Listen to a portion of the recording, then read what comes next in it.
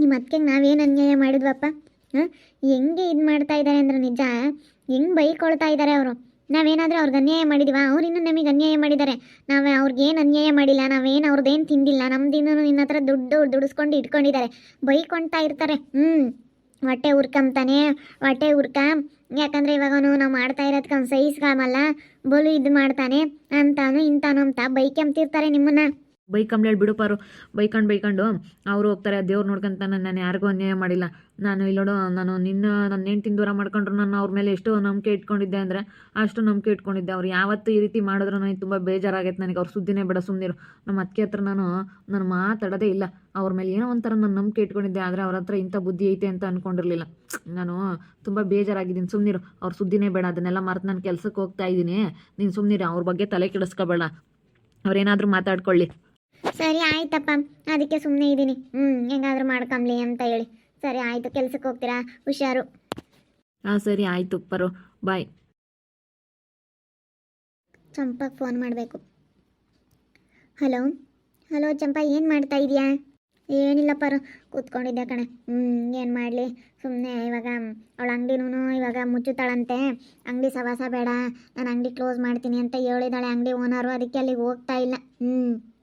ನಾನು ಅದಕ್ಕೆ ಆ ಅಂಗಡಿಗಾದ್ರೂ ಸೇರ್ಕೊಳ್ಳೋಣ ಅಂತ ಇದ್ದೀನಿ. ಅದಕ್ಕೆ ಹಿಂಗೆ ಮಾಡಿದ್ದೀನಮ್ಮ. ಏನಂತೀಯ?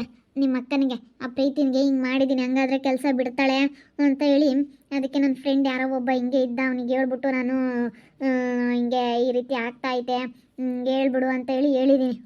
ಒಂದು 10 ನಂಬರಿಂದನ ಸಿಮ್ ತೊಗೊಂಡೋಗಿ ಕೊಟ್ಟಿದ್ದೀನಿ.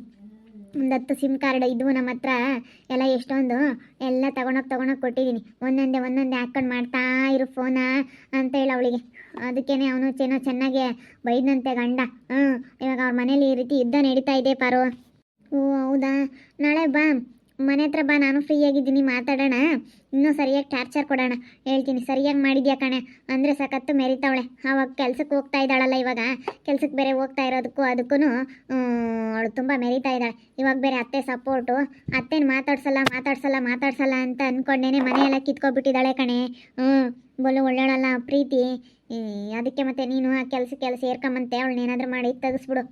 ಅದೇ ಮತ್ತೆ ಕೆಲ್ಸಕ್ಕೆ ಹೋಗ್ಬಾರ್ದು ಅವಳು ಅಂತ ಹೇಳಿರ್ತತೆ. ಇವಾಗ ನಮ್ಮ ಬಾವ ತುಂಬ ಸಿಟ್ನವನವನು.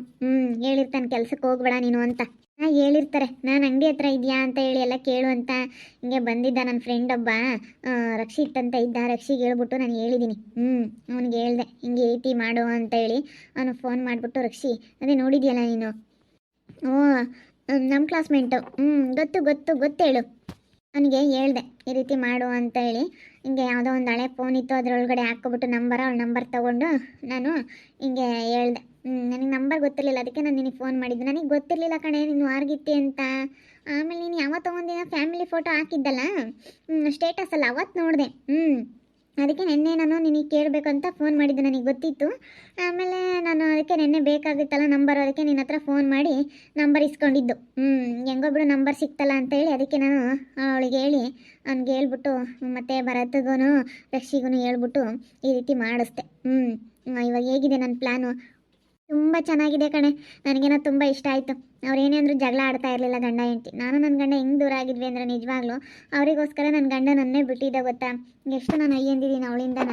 ಅಯ್ಯೋ ಯಾವಾಗ್ಲೂ ಹಂಗೇನೆ ಹೆಂಗೆ ಇದು ಮಾಡ್ತಿದ್ಲು ಅಂದರೆ ನನ್ನ ಗಂಡನಿಗೆ ನಿಜವಾಗ್ಲೂ ಅಷ್ಟು ನೋಡ್ಕೊಳ್ಳೋ ಥರ ಡ್ರಾಮಾ ಮಾಡ್ತಿದ್ಲು. ಇವಾಗ ಎಲ್ಲ ದುಡಿಸ್ಕೊಂಡು ಈ ರೀತಿ ಹೆಂಗೆ ಮೋಸ ಮಾಡಿದಾಳೆ ಗೊತ್ತೇನೆ ನಮಗೆ.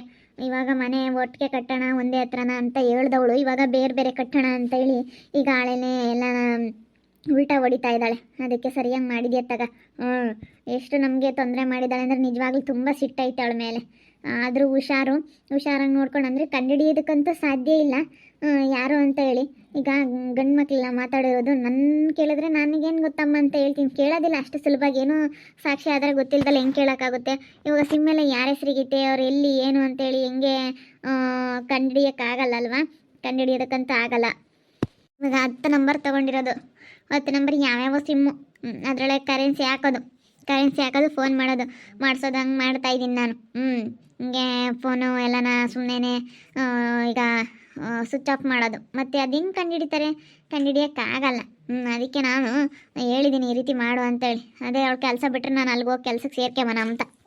ಸರಿ ಹಂಗಾದ್ರೆ ನಾವಿಬ್ರು ಮಾಡ್ತಾ ಇರೋದು ಈ ಕೆಲಸ ಅಂತ ಯಾವುದೇ ಕಾರಣಕ್ಕೂ ಗೊತ್ತಾಗೋದಿಲ್ಲ. ಹೇಳು. ಹುಷಾರು. ನೀನು ಆದಷ್ಟು ಬೇಗ ಬಂದ್ಬಿಡೋಣ, ಮನೆಗೆ ಮಾತಾಡೋಣ. ಇಬ್ರು ಮೀಟ್ ಮಾಡಿ ಸ್ವಲ್ಪ ಹೊತ್ತು ಮಾತಾಡೋಣ, ತುಂಬ ದಿವಸ ಆಯಿತು. ಸರಿ ಆಯಿತು ಪರೋ, ಬರ್ತೀನಿ. ನಾಳೆನೇ ಬರ್ತೀನಿ, ಫ್ರೀ ಆಗಿದ್ದೀನಿ. ಇವತ್ತೇ ಬರೋಣ ಅಂತ ಅಂದ್ಕೊಂಡೆ. ನಾಳೆನೇ ಬರ್ತೀನಿ ಬಿಡು. ನಾಳೆ ಮಧ್ಯಾಹ್ನ ಹಂಗೆ ಬರ್ತೀನಿ, ಸಾಯಂಕಾಲ ಗಂಟ. ಬೆಳಗ್ಗೆನೇ ಬರ್ತೀನಿ, 10:30 ಗಂಟೆಗೆ ತಿಂಡಿ ತಿನ್ಕೊಂಡು ಬರ್ತೀನಿ. ಸಾಯಂಕಾಲ ಗಂಟ ಇದ್ದು ಮಾತಾಡ್ಕೊಂಡು ಆರಾಮಾಗಿ ಬಂದ್ಬಿಡೋಣ. ಸರಿ ಆಯಿತು, ಹುಷಾರು ಕಣ. ಮತ್ತೆ ಅವಳಿಗೆ ಗೊತ್ತಾಗೋದು ಬೇಡ, ಯಾಕೆ ಬೇಕು, ಒಳ್ಳೆಯವಳಲ್ಲ. ಹುಷಾರಾಗಿ ಹ್ಯಾಂಡ್ಲ್ ಮಾಡು, ಸರಿನಾ? ಆಯಿತು ಆಯಿತು ಆಯಿತು. ಸರಿ, ಓಕೆ, ಬಾಯ್. ಬಾಯ್ ಬಾಯ್. ಯಾಕೆ ಅವರು ಮನೆಯಾಗೆ ಗುದ್ದಾಡ್ತಿದ್ರು ಕಣಮ್ಮ? ಗುದ್ದಾಡ್ಲಿ ಬಾರಮ್ಮ, ಗುದ್ದಾಡ್ಕೊಂಡು ಹಾಳಾಗಿ ಹೋಗ್ಲಿ ಬಾ. ನಮಗೆ ಮೋಸ ಮಾಡ್ಯವ್ರೆ ಅಂದರೆ ಅವ್ರು ಉದ್ಧಾರ ಆಗಲ್ಲ. ಗುದ್ದಾಡ್ಲಿ ಹೇಳು ಬಾ. ನೋಡೋಣ, ಕಣ್ಣು ತುಂಬ ನೋಡೋಣ ಬಾ. ಜಗಳ ಮಾಡ್ಕೊಂಡ್ರೆ ನೋಡ್ಬೋದು. ಅಲ್ಲ, ಇಂಥವೇನಕ್ಕೆ ಮಾಡ್ತಾರೆ? ನಮ್ಗೆ ಎಷ್ಟು ಮೋಸ ಮಾಡ್ಯವ್ರೆ. ಮೋಸ ಮಾಡಿರೋ ಸರಿಯಾಗಿ. ಅವಳು ಅತ್ತೆನ ಮಾತಾಡ್ಸಲ್ಲ ಅನ್ನೋ ಥರ ಇದ್ಲು, ಆ ಸುಗುಣ ಅತ್ತೆನ. ಮನೆ ಕೊಟ್ಲು ಅಂತೇಳಿ ಇವಾಗ ಹಂಗೆ ನೆಕ್ಕಾಡ್ಕೊಂಡು ಹೆಂಗಿದ್ದಾಳೆ. ಇವತ್ತು ನೋಡು ನಮ್ಮನ್ನ ಹಿಂಗೆ ಮಾಡಿದ್ರು. ಹಿಂಗೆ ನಮ್ಮನಿಗೆ ತಲೆ ಕೆಡಿಸಿ ಇವತ್ತು ನಮ್ಗೆ ಎಷ್ಟು ನಮಗೆ ಮೋಸ ಮಾಡಿದ್ದಾರೆ ಅಂದರೆ ನಿಜವಾಗ್ಲೂ ಹಂಗೆ ಹಿಂಗೆ ಅಂತೇಳಿ ಸಣ್ಣ ಮಕ್ಳಿಗೆ ಹೇಳ್ದಂಗೆ ಹೇಳ್ಬಿಟ್ಟು ನಮಗೆ ಇವತ್ತೆಂಥ ಮೋಸ ಮಾಡಿದ್ದಾರೆ ಅವರು ಅಂದರೆ ತುಂಬ ಬೇಜಾರಾಗ್ತೈತಮ್ಮ. ಅಂತ ಮೋಸ ಮಾಡಿದ್ದಾರೆ ಮನೆಯಾಡ್ರು. ಯಾಕೆ ಈಗೆಲ್ಲ ಜಗಳ ಮಾಡ್ಕೊಂತಿದ್ರಮ್ಮ?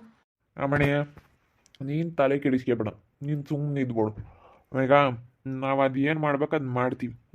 ಅವ್ರು ನಿಮಗೆ ಮೋಸ ಮಾಡ್ತಾರ, ಅವ್ರು ಉದ್ಧಾರ ಆಗಲ್ಲ, ಆಗ ಹೋಗ್ತಾರೆ. ನಿಮ್ಮ ಮೀಸೆ ಮೈರೋ ಏನಂದಿದ್ದಾನ ಮೈ, ನಿನ್ನ ಮಾತು ಹುಸಿ ಅಲ್ಲ. ನನ್ನ ಬಾಯಾಗ ಆಡಿರೋ ಮಾತು ಯಾವುದೇ ಕಾರಣಕ್ಕೂ ಹುಸಿ ಅಲ್ಲ.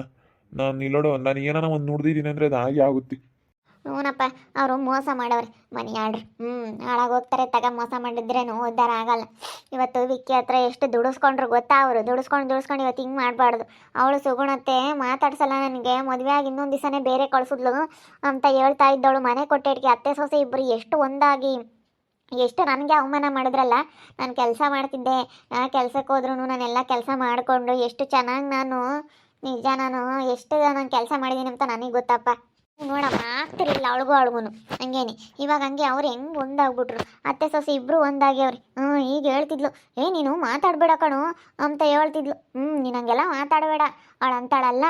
ನೀನು ಅದು ಯಾಕೆ ಹಂಗೆ ಇದು ಮಾಡ್ತೀಯ, ನಾ ಎಲ್ಲರೂ ನೋಡಿ ಕಂಡು ಹಿಡಿತೀವಿ ಅದೇ ಯಾತೆತ್ತ ಅಂತ ಹೇಳ್ತಿದ್ರು. ಲಕ್ಷ್ಮಿನೂ ಬಂದ್ಲು, ಲಕ್ಷ್ಮಿ ಸೊಸೆ ಯಾರ್ಯಾರೋ ಬಂದ್ರವ ಏನೇನೋ ಹೇಳ್ತಿದ್ರು. ಎಲ್ಲ ಒಂದೇನೇನೋ ಆಟ ಆಡ್ತಿದ್ರಪ್ಪ. ಅದೇನು ಮಾಡಿದ್ರು ಏನೋ, ಅದೇನೇನೋ ಒಂದು ಗೊತ್ತಾಗ್ಲಿಲ್ಲಮ್ಮ. ಹಾಳಾಗಿ ಹೋಗ್ತಾರೆ. ನಿನ್ನ ಕಣ್ಣಿಂದಿರಿ ಹಾಳಾಗಿ ಹೋಗ್ತಾರೆ. ಸುಮ್ಮನಿರಮ್ಮ, ಅವರು ಉದ್ಧಾರ ಆಗಲ್ಲ. ಅವರು ಹಾಳಾಗಿ ಹೋಗ್ತಾರೆ. ನಾನು ಹೇಳ್ತಾ ಇದ್ನಲ್ಲ, ಯಾವುದೇ ಕಾರಣಕ್ಕೂ ಉದ್ಧಾರ ಆಗಲ್ಲ. ನಾನು ಇಲ್ಲೋಡು, ನಾನು ಮನ್ಸು ಮಾಡಿದ್ರೆ ನಾನು ಏನು ಬೇಕಾದ್ರೂ ಮಾಡ್ತೀನಿ. ನಾನು ತಾಲ್ ಕೆಟ್ಬಿಟ್ರೆ ನಾನು ನನ್ನ ಮಗ ಅಷ್ಟೇನಿ. ಅವ್ರಿಗೆ ಇಲ್ಲೋಡು, ನಾನು ಇವಾಗ ಹೋಗಿ ಸರಿಯಾಗಿ ಗಲಾಟೆ ಮಾಡಿದ್ದಂದ್ರೆ ಅಷ್ಟು ಇಲ್ಲಿ ಎಲ್ಲೆಲ್ಲಿ ಇರಬಾರ್ದು ಅವರು. ನಾನು ಇಲ್ಲೋಡು, ನನ್ನ ಮನ್ಸಿಗೆ ಹಾಕಿಬಿಟ್ರೆ ನಾನು ಏನು ಬೇಕಾದ್ರೂ ನಾನು ಮಾಡಬಲ್ಲೆ. ನನ್ನ ಎಂತನಂತ ಅವ್ರಿಗೇನು ಗೊತ್ತಿಲ್ಲ. ನಾನು ಹೆಂಗೆ ಅಂತ ಗೊತ್ತಿಲ್ದಲೆ ಮಾತಾಡ್ತಾರೆ ಅವ್ರು. ಹ್ಞೂನಪ್ಪ, ಎಲ್ಲರೂ ಇದ್ರೇ ನಮ್ಗೆ ಇಷ್ಟೊಂದು ಮೋಸ ಮಾಡ್ತಾರೆ ಅಂತದ್ರಾಗೆ ಯಾರು ಇಲ್ಲ ಅಂದಿದ್ರೆ ಇನ್ನೆಷ್ಟು ಮೋಸ ಮಾಡ್ಬೋದಾಗಿತ್ತು. ನೀಯಪ್ಪ, ಎಂತೆಂಥ ಜನ ಇರ್ತಾವ್ರ. ಹೆಂಗೆ ಒಂದಾಗ್ಬಿಟ್ರಪ್ಪ ಅತ್ತೆ ಸೊಸೆ ಅವರಿಬ್ರು. ಹೊಟ್ಟೆ ಉರಿತೈತೆ ನನಗೆ. ಚಂಪ ನಾನು ಕ್ಲೋಸ್ ಫ್ರೆಂಡು ನಾನು ಚಂಪ. ಅವಳು ನಾನು ಆಗಿದ್ದೀನಿ ಅಂತ ಅವಳಿಗೆ ಗೊತ್ತಿರಲಿಲ್ಲ. ಮೊನ್ನೆ ಒಂದು ದಿವಸ ನಾನು ಸ್ಟೇಟಸ್ಗೆ ಹಾಕಿದ್ದೆ, ಅವಾಗ ಒಂದು ಸತಿ ನೋಡ್ಕೊಂಡಿದ್ದಾಳೆ. ಯಾವಾಗಲೂ ಎಲ್ಲ ಫ್ಯಾಮಿಲಿ ಎಲ್ಗೋ ಹೋಗಿದ್ವಿ, ಅವಾಗ ಹಾಕಿದ್ವಿ, ನೋಡ್ಕೊಂಡಿದ್ದಾಳೆ. ಅದಕ್ಕೆ ಹಿಂಗೆ ಆಗೈತೆ ಅಂತ ಹೇಳಿದ್ಲು. ಕಡೆ ನಮಗೂ ಈ ರೀತಿ ತೊಂದರೆ ಮಾಡ್ತಾ ಇದ್ದಾಳೆ ಅಂತ ಹೇಳಿದಕ್ಕೆ ಅವಳು ಒಂದು 10 ನಂಬರ್ ತೊಗೊಬಿಟ್ಟು, ರಕ್ಷಿ ಮತ್ತು ಭರತ್ ಅಂತ ಇದ್ದಾರೆ ಇಬ್ಬರು ಹುಡುಗರು. ರಕ್ಷಿ ಅಂತ ಇದ್ದಾನೆ, ಅವನಿಗೆ ಹೇಳ್ಬಿಟ್ಟು ಅವ್ನ ಫೋನ್ಗೆಲ್ಲ ಸಿಮ್ಮೆಲ್ಲ ಹಾಕಿಸ್ಬಿಟ್ಟು ಫೋನ್ ಮಾಡ್ತಾ ಇದ್ದಾಳೆ. ನಾವೇ ಈ ಕೆಲಸ ಮಾಡ್ತಾ ಇರೋದು, ನಾನು ಚಂಪ ಇಬ್ಬರು ಸೇರಿಕೊಂಡು.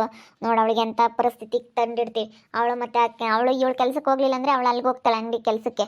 ಅರ್ಶನ ಅಂಗಡಿಗೆ ಕೆಲಸಕ್ಕೆ ಇವಳು ಸೇರ್ಕೊಂತಾಳೆ ಹೋಗಿ. ಚಂಪ ಇವಾಗ ಇಲ್ಲಿ ಇವಳು ಕ್ಲೋಸ್ ಮಾಡ್ತಾ ಇದ್ದಾಳಂತೆ. ಅವಳು ಹೋಗ್ತಾ ಇರೋ ಅಂಗಡಿ ಅವಳು ಓನರು ಕೆಲಸ ಕ್ಲೋಸ್ ಮಾಡ್ತಾ ಇದ್ದಾಳಂತೆ. ಇದಕ್ಕೆ ಇವಳು ಅಲ್ಲಿಗೆ ಹೋಗ್ತಾಳಂತೆ. ನೋಡ್ತಾ ಇರ್ರಿ, ಏನೇನು ಆಗ್ಬೋದು ಅಂತ ಮುಂದಿನ ಭಾಗದಲ್ಲಿ ನೋಡ್ತಾ ಇರ್ರಿ. ಹಾಗೆ ವಿಡಿಯೋ ಬಗ್ಗೆ ನಿಮ್ಮ ಅಭಿಪ್ರಾಯನ ಕಮೆಂಟ್ ಮಾಡಿರಿ. ಹಾಗೆ ವಿಡಿಯೋ ಇಷ್ಟ ಆಗಿದ್ರೆ ಲೈಕ್ ಮಾಡಿರಿ, ಶೇರ್ ಮಾಡಿರಿ. ಇನ್ನು ನಮ್ಮ ಚಾನಲ್ನ ಯಾರೇ ಸಬ್ಸ್ಕ್ರೈಬ್ ಮಾಡ್ಕೊಂಡಿಲ್ಲ, ತಪ್ಪದೆ ಈ ಕೂಡಲೇ ಸಬ್ಸ್ಕ್ರೈಬ್ ಮಾಡ್ಕೊಳ್ಳಿ. ಓಕೆ ವೀಕ್ಷಕರೇ, ಧನ್ಯವಾದಗಳು.